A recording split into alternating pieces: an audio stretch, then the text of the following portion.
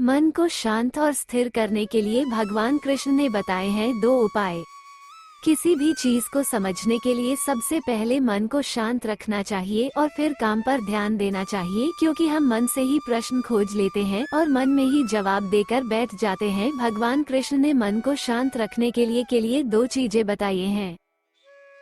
भगवद गीता में भगवान श्री कृष्ण कहते हैं, मन का बेचैन होना उसका स्वभाव है। हमारे मन को लगता है कि अगर वो अलग अलग बातों के बारे में सोचता रहेगा तो हमें आने वाली हर मुश्किल और मुसीबत से बचा लेगा, पर ऐसा होता नहीं है। हम अपने जीवन का काफी अधिक समय सोच विचार करके परेशान होने में निकाल देते हैं। भगवान श्री कृष्ण कहते हैं कि मन का ये स्वभाव बदलना मुश्किल जरूर है, असंभव नहीं। अच्छा, अब आप एक बात बताइए, क्या आप कौए को कह सकते हैं कि वो कांव कांव की आवाज ना करे, या फिर क्या आप किसी मेढक को कह सकते हैं कि वो पानी देखते ही ऊंची छलांग ना मारे?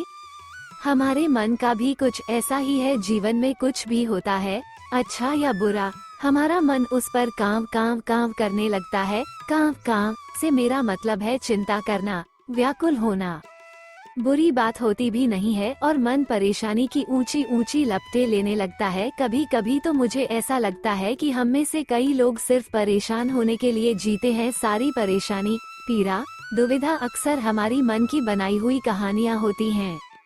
भगवान श्री कृष्ण हमें हमारे मन को शांत और स्थिर करने के लिए 2 उपाय देते हैं। पहला, ध्यान लगाना या मेडिटेट करना। दूसरा, वैराग्य भाव सीखना।